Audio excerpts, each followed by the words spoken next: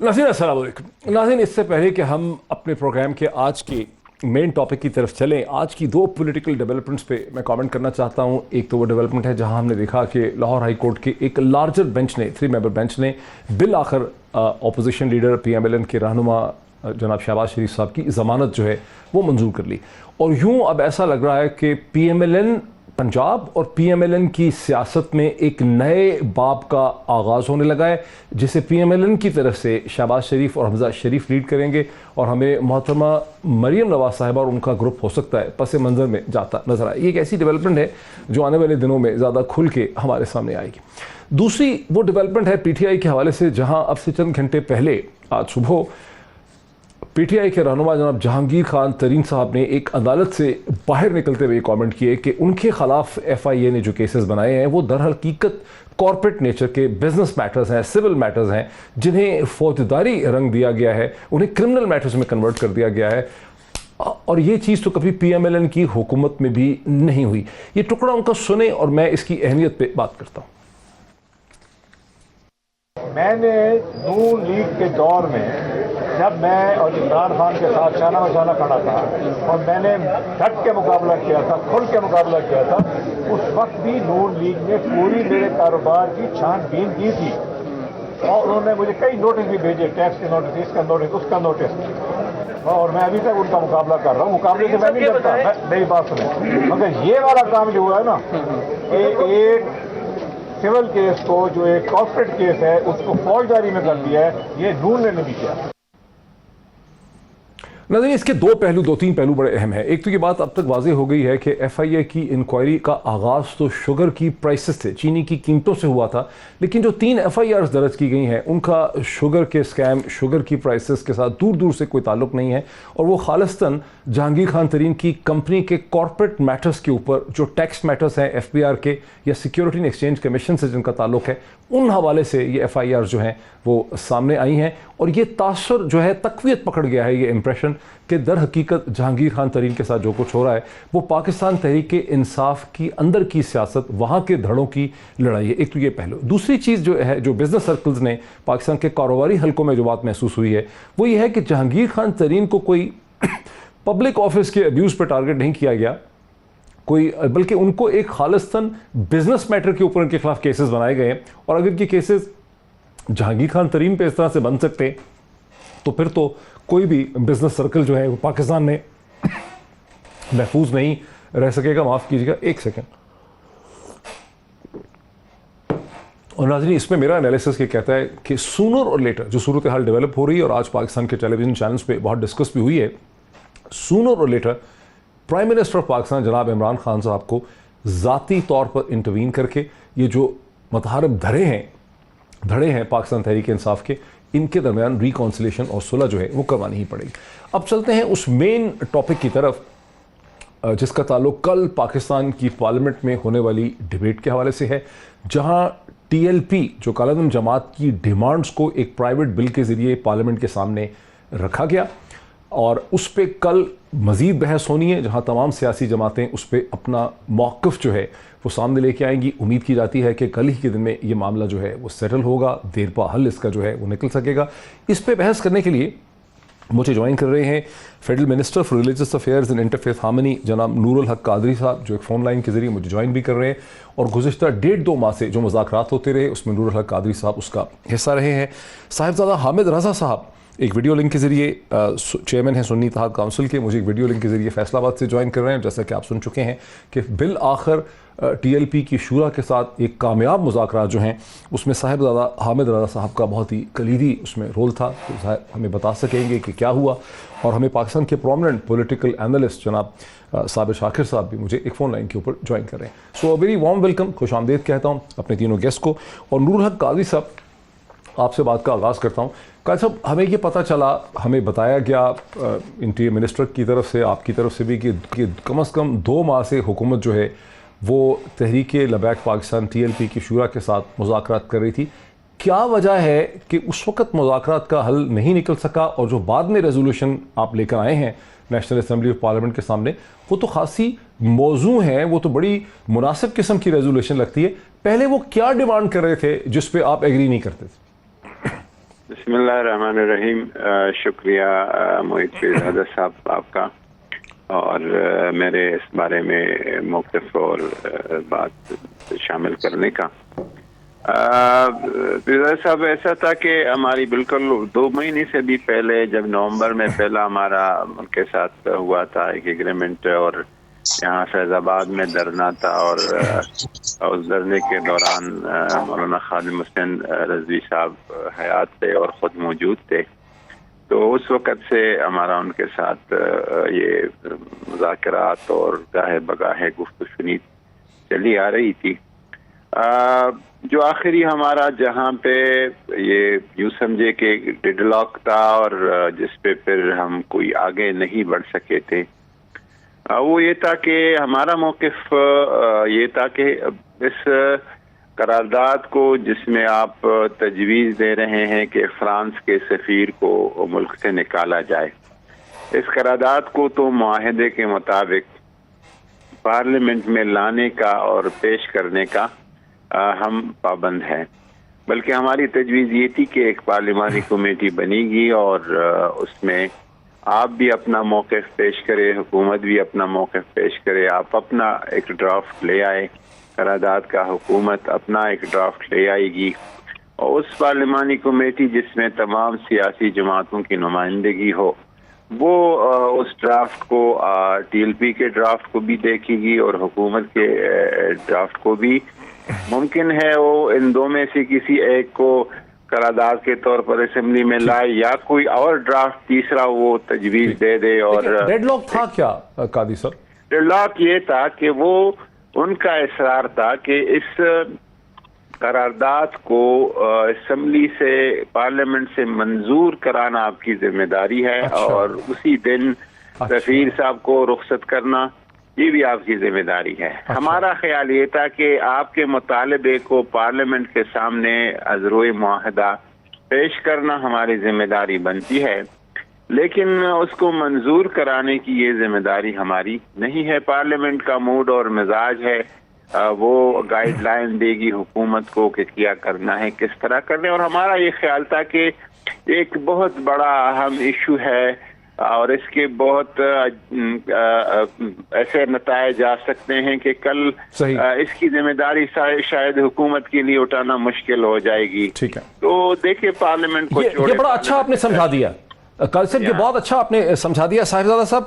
یہ وہ فنڈامنٹل چیز ہے جو ابھی تک ہمارے سامنے نہیں آئی کہ پہلے ٹی ایل پی کی شورا کا یہ اصرار تھا کہ یہ قرارداد صرف پارلیمنٹ کے سامنے لانی ہی نہیں ہے حکومت نے، بلکہ حکومت کی یہ ذمہ داری بنتی ہے کہ اس قرارداد کو منظور بھی کروانا ہے وہاں پہ، اور پھر اس کو منظور کرنے کے بعد جیسے ہی اس کی منظوری ہوتی ہے فرانس کے ایمبیسڈر کو چلتا بھی کرنا ہے. اب آپ کی جو نیگوشیشنز ہوئی ہیں، گفت و شنید ہوئی ہے، اس کے نتیجے میں جو قرارداد آئی ہے اس میں یہ نہیں ہے. ہماری انڈرسٹینڈنگ ہے کہ بحث ہوگی، اس کے بعد پارلیمنٹ اپنا موقف رکھے گی، پھر اس پہ فیصلہ کرے گی. کیا ہماری یہ انڈرسٹینڈنگ ٹھیک ہے کہ اب ٹی ایل پی کی شورا اپنے اس مطالبے سے کہ بھئی اس کو منظوری کرانا ہے اور اس کے بعد اس کو فارغی کرنا ہے، بھیجنا ہی، اس سے پیچھے ہٹ چکی؟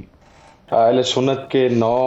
بزرگوں پر مشتمل ایک وفد گیا تھا وہاں پر، اور پھر ہم نے ہماری کاوش دراصل اس بات کی تھی، چونکہ ملکی حالات بڑی تیزی سے خرابی کی جانب جا رہے تھے، اور جو پاکستان مخالف طاقتیں تھیں وہ اس موقع کے اوپر ملک دشمن طاقتیں کو سیریس کرائسس جا رہی تھیں. ہم نے حکومت سے ریکویسٹ کی کہ ہمیں آپ ثالثی کا موقع دیں، ہم جیل کے اندر جاتے ہیں، ہم بات کرتے ہیں سعد رضوی صاحب کے ساتھ. اس سے پہلے 3 دن تک ہم جو تحریک لبیک کی قیادت تھی مذاکراتی کمیٹی میں، وہ دھرنے میں موجود تھی، اس کے ساتھ بھی ہماری بات چیت چلتی رہی. اگرچہ وہاں پر اس کمیٹی کے سربراہ شفیق امینی صاحب موجود نہیں تھے، لیکن دیگر ساتھی وہاں پر موجود تھے. ہم نے سعد رضوی صاحب سے یہ کہا کہ آپ اگر اس معاملے کو اس طریقے سے دیکھنا چاہتے ہیں، کیونکہ آپ بائنڈنگ نہیں کر سکتے پارلیمنٹ کے اوپر، اور یہ خیر جو چیز ہمارے سامنے آئی ان کا بھی نقطہ نظر یہ تھا. انہوں نے یہ کہا کہ آپ ایسے کریں، بڑی ایک طویل غور و خوض کے بعد، اور ڈیفرنٹ پرپوزلز تھے اس کے اوپر، ان پرپوزلز کے اوپر ڈسکشن ہوئی، اور پھر وہ خود اس بات پر ایگری تھے کہ دیکھیں ہمارا کام یہ ہے کہ ہم پارلیمنٹ کے اندر یہ قرارداد لے آئیں، اس کے اوپر پھر پولیٹیشنز جو کردار ادا کرتے ہیں، پاکستان کی جو پارلیمنٹ ہے وہ کردار ادا کرتی ہے، وہ قوم کے سامنے آ جائے گا. تو میرا خیال ہے سچ ڈیڈ لاک ہو نہیں سکا، اگرچہ بڑی طویل مشاورت ہوئی. اس کے اندر بہت ساری چیزیں ایسی تھیں، ان کے گلے تھے حکومت کے ساتھ، ان کے شکوے تھے، ان کی گرفتاری کے جس طریقے سے آل آف اے سڈن کی گئی، ان کا موقف یہ تھا کہ مذاکرات اس وقت جاری تھے، لیکن ابھی اور کال کے اندر بھی ابھی 7-8 دن تھے، اور اس بات کے اوپر وہ یقیناً غصے میں بھی تھے، اور نیچرلی میرا خیال ہے بینگ اے ہیومن، وہ چونکہ ابھی ایج کے بڑے ابتدائی حصے میں ہے، آلموسٹ آئی گیس 26-27، تو اس موقع کے اوپر انسان کے جذبات بھی بہت ہائی ہوتے ہیں، اور ناموس رسالت کے معاملے کے اوپر تمام مسلمانوں کے جذبات جو ہوتے ہیں وہ اپنی پیک پر ہوتے ہیں، تو وہ ان کو یہ شکوے تھے، ہم نے ان کی بات بھی سنی، ہم نے حکومت کے جو ساتھی تھے ان کی بات بھی سنی، اور میرا خیال ہے دونوں سائیڈز نے بڑی خوش دلی کے ساتھ اور بڑے کھلے دل کے ساتھ، اس میں ایک بات آپ کو عرض کر دوں کہ ہم نے دونوں سائیڈ پر جو بات پہنچائی ہمیں اس میں ڈیڈ لاک نظر نہیں آیا، اور جو موسٹ امپورٹنٹ چیز ہے جو میں آپ کو عرض کرنا چاہتا ہوں وہ یہ ہے کہ یہ جو مسودہ تیار ہوا ہے، اس مسودے کو حکومت نے اور تحریک لبیک حکومتی نمائندگان نے، حکومتی مذاکراتی کمیٹی نے، اور تحریک لبیک کی جو مذاکراتی کمیٹی شفیق امینی صاحب کی سربراہی میں آئی تھی، اس نے خود بیٹھ کر تیار کیا ہے، ہم نے اس قرارداد کے اندر کو اپنی ان پٹ نہیں دی، ہم تو صرف یہ کر سکتے تھے کہ دونوں سائیڈ کے اوپر جو ٹیمپریچر ہے اس کو ذرا لو لیول پر لے جا سکتے تھے، بہت ساری چیزیں ایسی ہو رہی تھیں جو ان کو بڑا وجہ فرمایا آپ نے صاحبزادہ صاحب، لیکن صرف ایک چیز مجھے سمجھا دیجئے، ایک چیز ہمارے ویورز کو سمجھا دیجئے کہ اب ٹی ایل پی کی جو شورا ہے وہ ذہنی طور پر اس چیز کو مان چکی ہے، انہوں نے یہ ایگریمنٹ کر لیا ہے کہ پارلیمنٹ جو بھی فیصلہ کرے گی انہیں منظور ہوگا، پارلیمنٹ اگر اس قرارداد کو منظور نہیں کرتی، وہ کہتی ہے کہ فرانس کے ایمبیسڈر کو ملک بدر کرنا جو ہے یہ کوئی مناسب کام نہیں ہے، یہ نہیں ہو سکتا، تو پھر ٹی ایل پی اس پہ پرامن رہے گی اور وہ اس کے بعد مزید کوئی احتجاج کا سلسلہ نہیں شروع کریں گے، یہ بات طے ہو چکی۔ دیکھیں مجھے سعد رضوی صاحب نے اور ہم تمام لوگوں کو جو 9 لوگ وہاں پر موجود تھے، ہمیں سعد رضوی صاحب نے یہ کہا بڑی طویل مشاورت کے بعد کہ اگر ایسا ہو جاتا ہے تو ٹھیک ہے، ہمارا مقصد اچیو ہو جاتا ہے، ایک تو ہمارا فرانس کو میسج یہ جائے گا کہ پاکستان کی پارلیمنٹ کو اتنی بھی ہلکی نہیں ہے کہ وہ فرانس کے سفیر کو نکالنے پر بحث نہ کر سکے، تو انڈائریکٹلی ایک میسج یہ کنوے ہو جائے گا۔ سیکنڈلی ان کا نقطہ نظر بڑی طویل گفتگو کے بعد یہ بنا بہرحال کہ یقیناً اب اگر یہ قرارداد حکومت پارلیمنٹ کے اندر لے آئی ہے اور اس کے اوپر پوری قوم دیکھ لے گی کہ پولیٹیکل پارٹیز کا رول کیا ہے، ان کا نیریٹو کیا ہے، کیونکہ اس بات کا ہم نے بھی انہیں بتلایا اور انہیں خود بھی اس بات کی سمجھ تھی کہ پارلیمنٹ کو کی کاروائی کو وہ ڈائریکشن نہیں دے سکتے کہ you have to pass it, یا آپ کو انہی کیس کرنا پڑے گا، obviously اس کے اوپر ووٹنگ ہوگی، اس کے اوپر ڈیبیٹ ہوگی، اور وہ اس بات کو انڈرسٹینڈ کر چکے تھے اور انہوں نے اس بات کو بڑا مناسب ہے۔ اب ذرا رکھے میرے ساتھ، مجھے ذرا صابر شاکر صاحب کو، ٹھیک ہے، مجھے ذرا صابر شاکر صاحب کو اس میں لانے دیجئے۔ صابر شاکر صاحب، ایک دن پہلے شیخ رشید صاحب کی 2 دن پہلے جو ان کی فوٹیج سامنے آئی، اعلان کیا تحریک لبیک کی شورا کے ساتھ بیٹھ کے، وہ میں ٹکڑا آپ کو دکھاتا بھی ہوں، ناظرین کو آپ کو سناتا بھی ہوں، پھر آپ کی طرف میرا سوال اس پہ آتا ہے، ذرا دکھائیے پروڈیوسر صاحب۔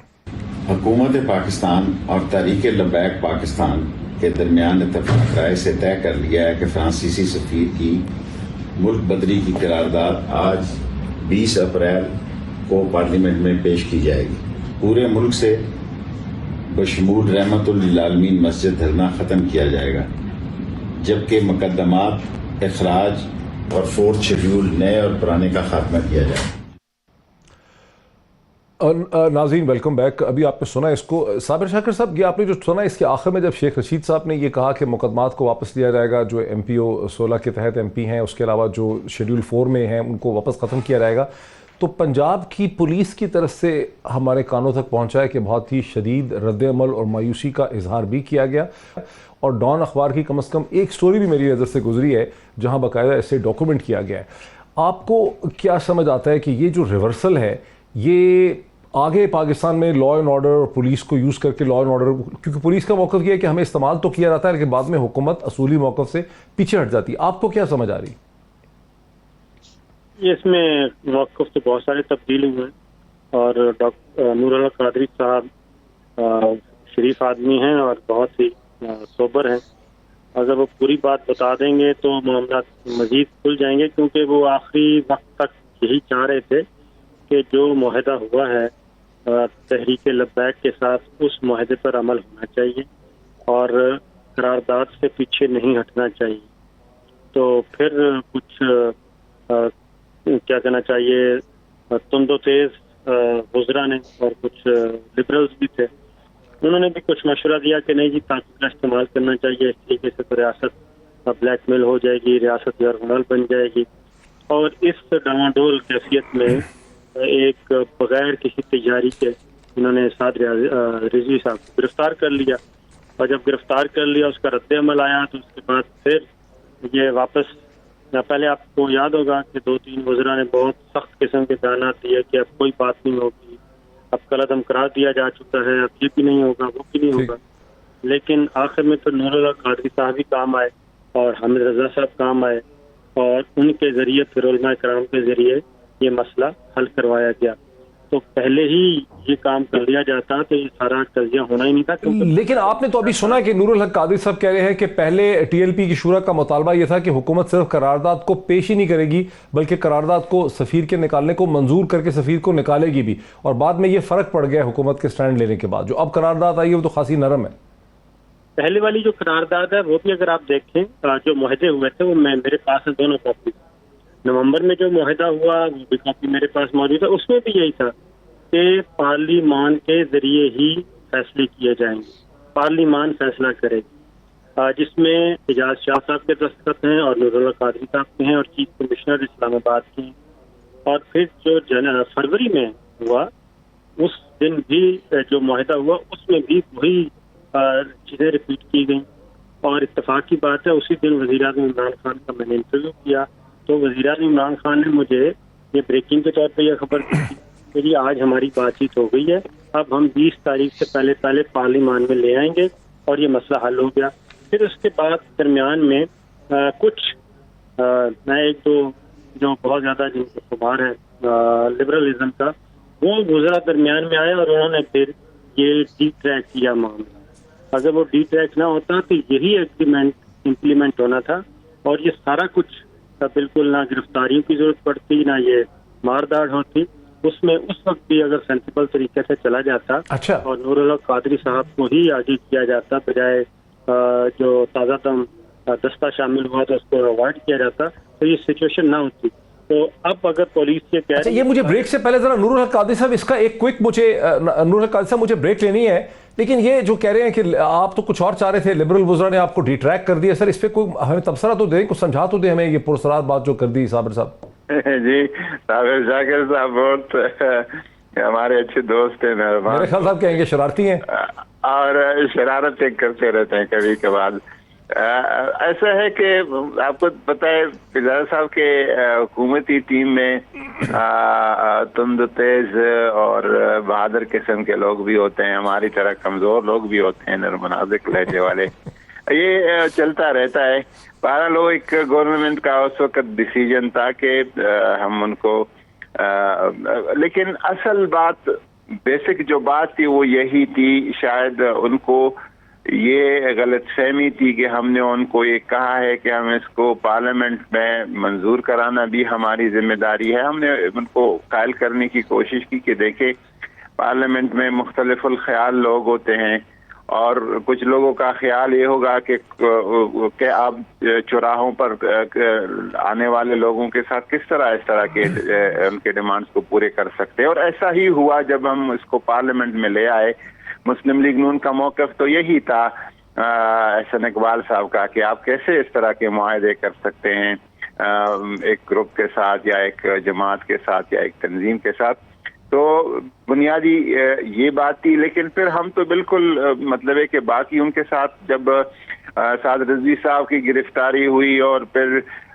وہ سڑکوں پہ نکل آئے اور لا اینڈ آرڈر کی سچویشن پیدا ہو گئی، پھر تو بالکل ایک ہمارے مذاکرات کا رستہ بند ہو گیا۔ اللہ بھلا کرے حامد رضا صاحب کا، صاحبزادہ حامد رضا صاحب کا، اس کی ٹیم کا، کہ انہوں نے بڑی بھرپور قسم کی کوشش کی، کوئی شک نہیں، اور یہ انہی کی کوششوں سے پھر ایک راستہ کھل گیا۔ مجھے ایک بریک لے دیجیے، امید ہے کہ قادری سے بات بھی ہمارے ساتھ رہ سکیں گے۔ ناظرین بریک کے بعد اس ڈسکشن کو آگے بڑھاتے ہیں آفٹر بریک۔ ناظرین ویلکم بیک۔ ہم بہت ہی ایک اہم ایشو پہ بات کر رہے ہیں کہ کل پاکستان کی پارلیمنٹ میں جب ریزولوشن کے اوپر دوبارہ بحث شروع ہوگی تو معاملہ کس طرف کو جائے گا، کیا معاملہ سیٹل ہو جائے گا۔ صابر شاکر صاحب سے بات کا آغاز کرتے ہیں۔ صابر شاکر صاحب، آپ کی بڑی گہری نظر ہوتی ہے اور آپ بڑی خبر رکھتے ہیں، معاملات پہ ساری رات بزی رہتے ہیں فون کے اوپر معلومات کو اکٹھا کرنے کے لیے۔ آپ کی کیا اطلاع ہے، آپ کا کیا انالیسس ہے کہ کل پارلیمنٹ میں جب جماعتیں آئیں گی اور امید کی جاتی ہے کہ شاید پاکستان پیپلز پارٹی بھی وہاں ٹرن اپ کرے، تو کیا پھر کل ہی کے دن میں اس پہ ووٹنگ ہو جائے گی، اس کا حل نکل آئے گا، یہ معاملہ کل خوش اسلوبی سے طے پائے گا؟ میرا اپنا خیال یہی ہے، اندازہ بھی یہی ہے کہ اس ایشو پہ شاید زیادہ پالیٹکس نہ کی جائے. ایکسپرٹس ضرور لگائے جائیں گے. مسلم لیگ نواز کی کوشش ہوگی JUI کی کہ وہ امینڈمنٹ لے کے آئے اور اس قرارداد کو مزید سخت کرے, اور اس میں وہ ختم نبوت کے بارے میں بھی کچھ الفاظ ایڈ کروانا چاہیں گے, اور ایک دو اور چیزیں ایڈ کروائیں گے, اور اس کو تھوڑا سا سخت کروانے کی کوشش کریں گے. مطلب سخت کس طرح سے کریں؟ یہ قرارداد تو فرانس کے حوالے سے ہے, اس کو کیسے سخت کریں گے مزید؟ قرارداد تو فرانس کے حوالے سے ہے.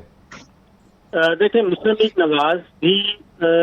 ایک اس کو خاص ڈائریکشن کی طرف لے کے جائے گی, اور JUI بھی لے جانا چاہ رہی ہے کہ اس میں جناب تحفظ ختم نبوت کے حوالے سے بھی اس میں پیراگراف ایڈ کیا جائے.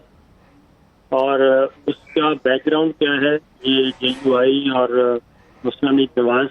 زیادہ بہتر بتا سکیں گے, لیکن وہ ایک پورشن ایڈ کروانا چاہ رہے ہیں جس میں صرف تحفظ ناموس رسالت ہی نہ ہو بلکہ تحفظ ختم نبوت بھی ہو, خاتم النبیین کا جو ہے معاملہ وہ بھی اس میں ایڈ کیا جائے. اچھا, ذرا میرے ساتھ رہیے. نور الحق قادری صاحب, آپ کی کیا انڈرسٹینڈنگ ہے کہ PMLN اس میں کیا اضافہ کروانا چاہتی ہے, کیا کمی وہ محسوس کر رہے ہیں اس قرارداد کے اندر؟ جو سمجھنے لگا ہوں وہ یہ ہے کہ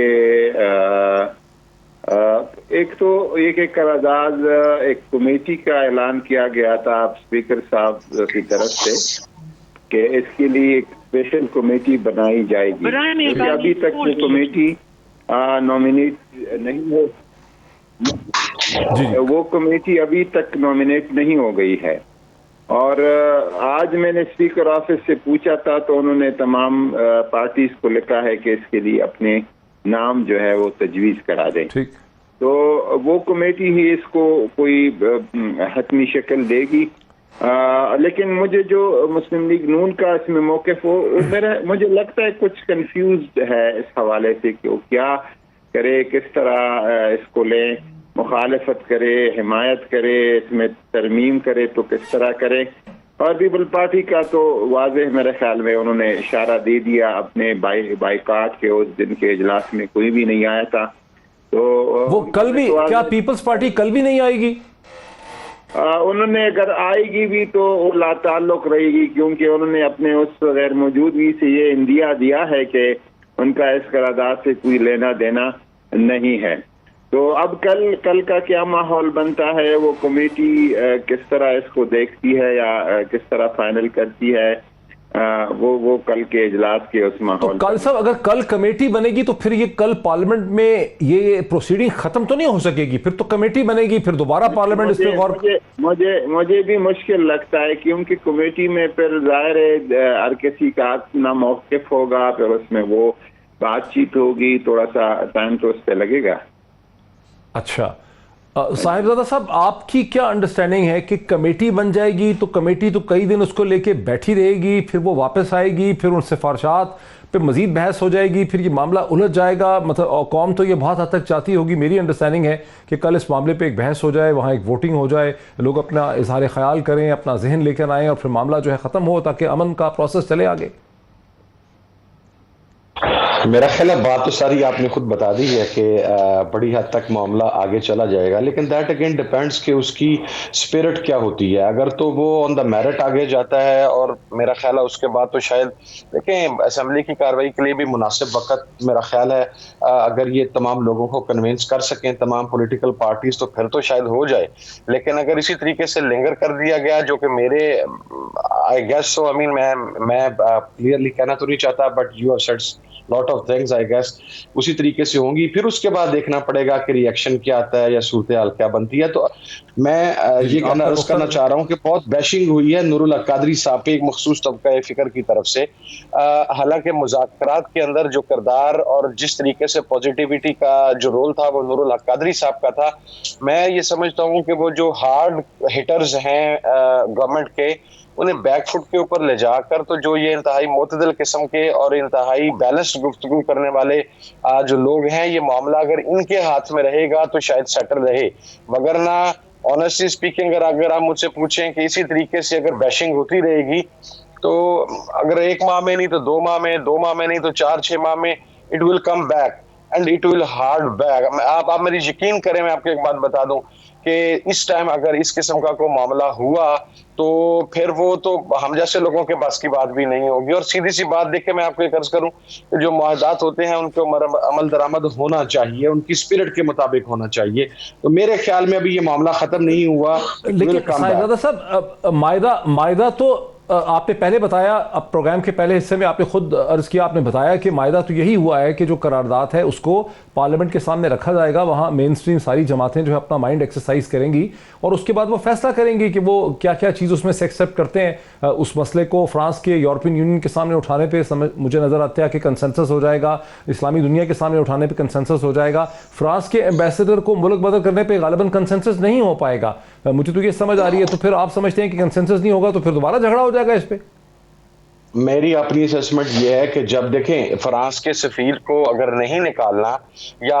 قومی اسمبلی میں قرارداد موو نہیں کرنی تو میرے خیال میں اس کو ٹیکل کرنے کا طریقہ کار کوئی اور ہوگا اور ہی ہونا چاہیے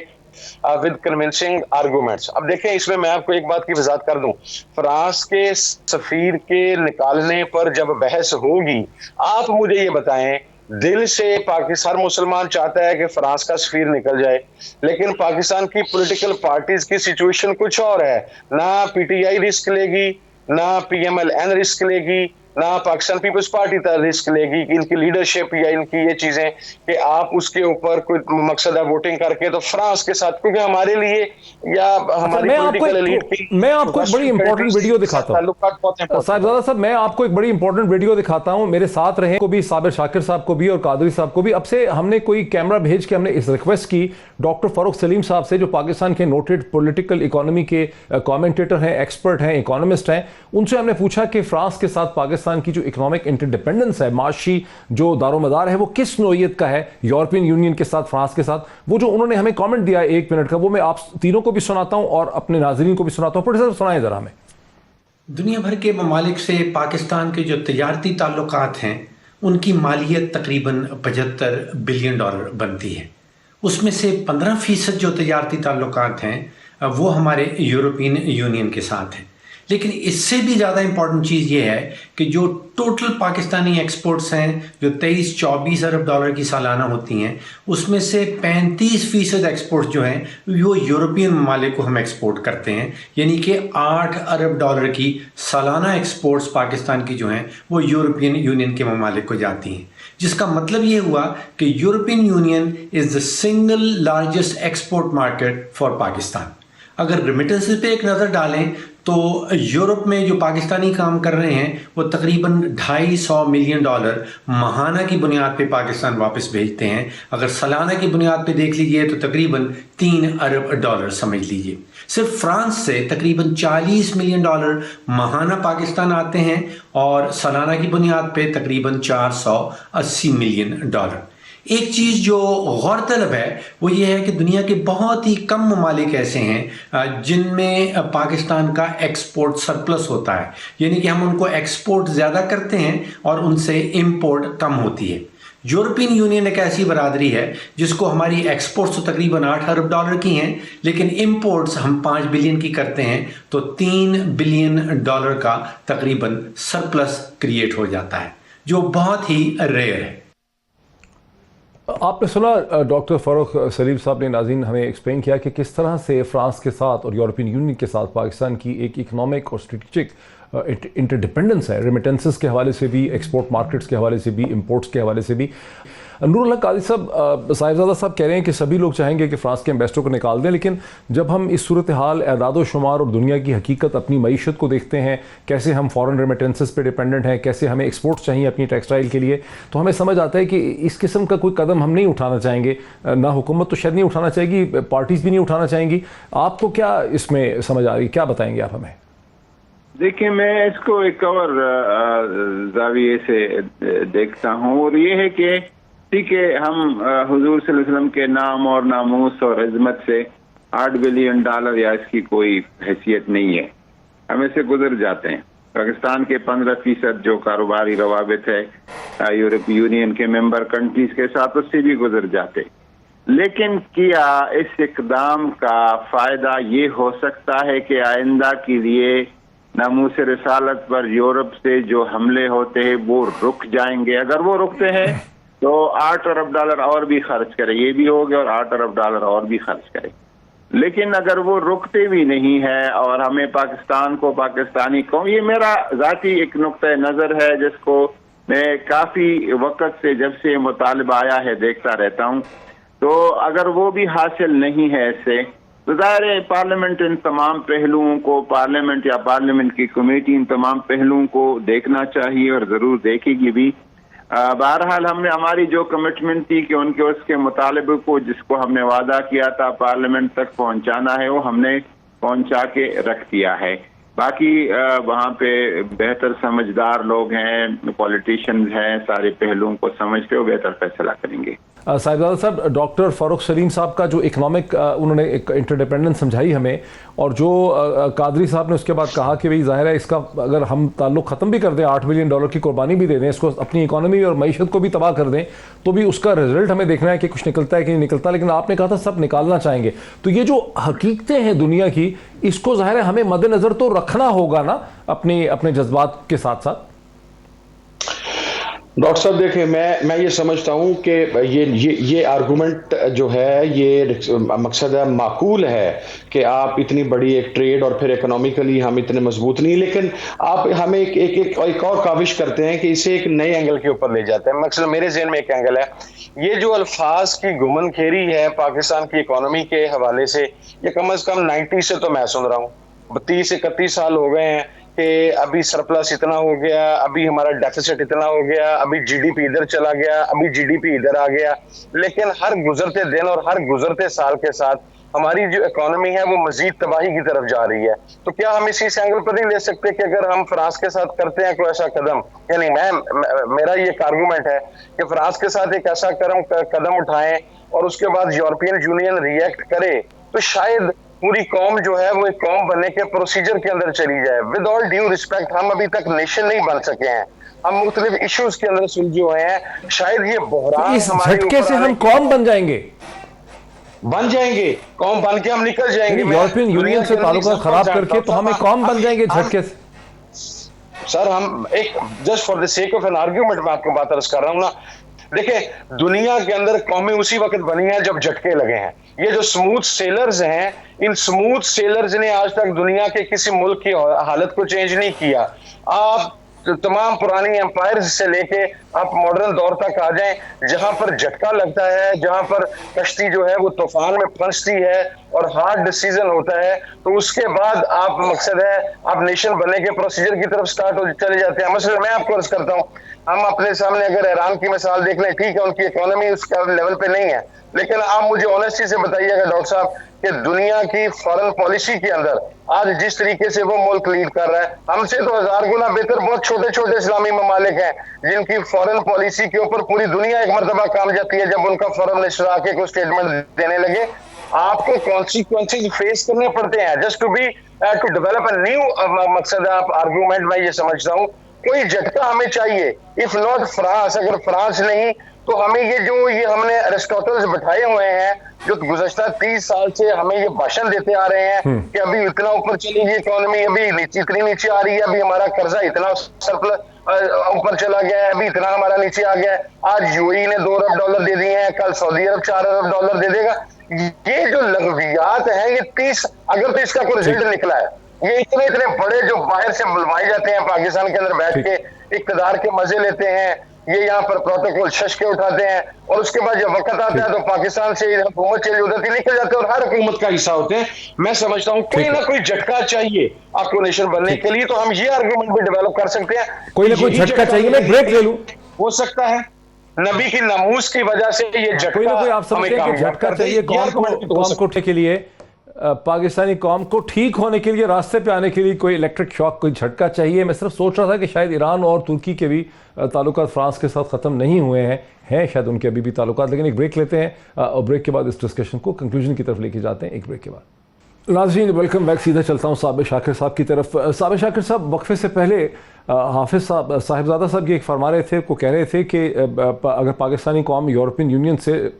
یعنی تھیوریٹیکلی اگر اپنا تعلق توڑ بھی لے، وہ جھٹکا لگے قوم کو معاشی طور پہ، تو شاید قوم متحد ہو سکتی ہے، اکٹھی ہو سکتی ہے. انہوں نے ایران کی طرف بھی ذکر کیا کہ اس نے بہت سٹینڈ لیا. میں نے پھر بریک میں چیک کیا دوبارہ، حالانکہ مجھے یقین تھا کہ ایران کے تعلقات ہیں، لیکن میں نے دیکھا کہ ایران اور ترکی دونوں کے بہت اچھے سفارتی تعلقات جو ہیں وہ فرانس کے ساتھ چل رہے ہیں، اور کوئی فرق نہیں پڑا ہے گزشتہ چند دنوں یا ہفتوں میں اس کے اوپر. تو صابر شاکر صاحب، یعنی کیا ہم اس پہ متحد ہو سکیں گے کل کہ بھئی فرانس کے ساتھ تعلقات ہمیں ختم نہیں کرنے ہیں، ہمیں اپنے غم و غصے کا اظہار کرنا ہے، جیسے کہ سندھ اسمبلی نے ریزولوشن پاس کر دی ہے، ہمارے سامنے ماڈل آ گیا ہے، انہوں نے کہا کہ سینسر کیا جاتا ہے فرانس کو. ایک تو ایران اور فرانس آپس میں پارٹنر ہیں، پارٹنرشپ ہے ان کی آپس میں، اور ایران کو جب بھی بیل آؤٹ کرنا ہوتا ہے تو فرانس بالکل آتا ہے، اور اسی طریقے سے دیگر معاملات میں بھی. بات یہ ہے کہ یہ جو ہے نا اکانومی کی سچویشن، معیشت، یہ تو ہمارے حکمرانوں نے خراب کی ہے، یہ کوئی مولویوں نے تو نہیں خراب کی. یہ نہ ہی مولویوں کی کبھی حکومت رہی ہے پاکستان میں، اور نہ ہی کسی مذہبی جماعت کی حکومت رہی ہے. صحیح، یہ بات صحیح. اور لبرل ڈیموکریٹ ان کی حکومت رہی ہے. قرضے چڑھے ہیں ان کی وجہ سے چڑھے ہیں. باقی یہ کہنا کہ فرانس کے ساتھ ہماری یہ اکانومی ہے، امریکہ کے ساتھ یہ ہے، تو پھر تو آپ کو یاد ہوگا کہ سب سے زیادہ تو پھر ہمیں امریکہ سے دبنا چاہیے اور سعودی عرب کے نیچے آنا چاہیے. تو جب ملکی مفاد آتا ہے اور ملک کو اسٹیبل رکھنا ہوتا ہے، تو یمن کے معاملے میں پاکستان نے کیا ڈیسائڈ کیا؟ نہیں بھیجی آدمی. اس کے بعد جب سلالہ چیک پوسٹ پہ امریکہ نے حدود سے تجاوز کیا تو اس وقت ہمارے تعلقات ان سے بھی منقطع ہو گئے تھے. اور پھر سب سے زیادہ ہم سب کر رہے تھے انحصار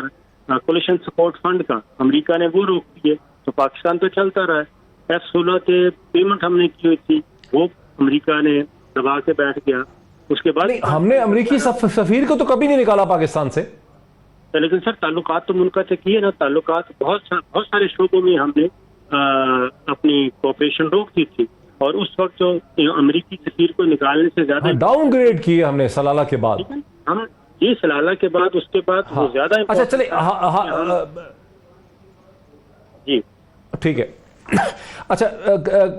میں صاحبزادہ صاحب اور قاضی صاحب سے ایک سوال، پھر وقت بڑا تھوڑا رہ گیا ہے. صاحبزادہ صاحب، کل کیا ہمارا اس قوم کا یہ کنسنسس ہو سکے گا کل یا آنے والے دنوں میں کہ احتجاج ہو سکتا ہے سڑک کے کنارے ایک جلسہ کر کے کسی پارک میں،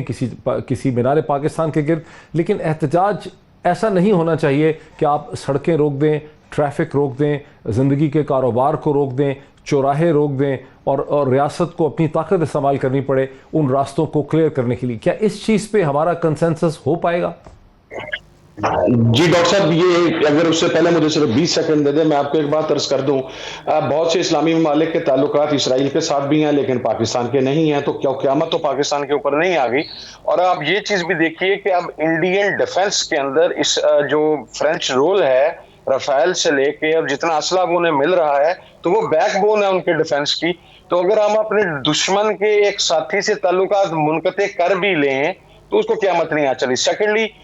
جو مسودہ فائنل ہوا ہے اس کے اندر باقاعدہ طور کے اوپر یہ چیز شامل ہے. اس کے اندر تحریک لبیک کی قیادت نے بھی اور اس کے اندر حکومت نے بھی بڑے ذمہ داری کا مظاہرہ کرتے ہوئے یہ چیز شامل کی ہے. یہ ریکمنڈیشن دی ہے کہ صوبائی حکومتیں مخصوص جگہوں پر مخصوص جگہیں جو ہیں وہ ان کو الاٹ کیا جائے، اور پھر تاکہ تمام جو مظاہرین ہیں وہ وہاں پر اکٹھا ہو کے پروٹیسٹ کر سکے. دیکھیں، میں یہ سمجھتا ہوں کہ پاکستان میں پروٹیسٹ کے حوالے سے ہمیں ایک نیشنل کنسنسس کی، قومی ڈائیلاگ کی ضرورت ہے، اور اس کے لیے کوئی مہینوں کا پروسیجر نہیں چاہیے. آپ پاکستان کی تمام پولیٹیکل اور ریلیجس پارٹیز کو بلائیں، 15 دن کے اندر آپ اس کے TORs، آپ اس کی تمام چیزیں طے کر لیں، اور اس کے بعد وہ چیز آپ پارلیمنٹ میں پیش کر کے، اب دیکھیں نا برٹن کے اندر ہائیڈ پارک کے اندر جو بندہ جب مرضی چاہے جو مرضی چیز اٹھا کے وہاں پر بیٹھ لے، وہاں پر پروٹیسٹ کر سکتا ہے. اگر اسی طریقے سے پاکستان کے اندر ایسے مقامات متعین کر دیے جائیں جہاں پر کوئی بھی شخص آ کر اپنا پروٹیسٹ ریکارڈ کروا سکے with in the given parameters, تو میرا خیال ہے اس کے اوپر بڑے آرام سے کنسنسس ہو سکتا ہے. اور یہ اس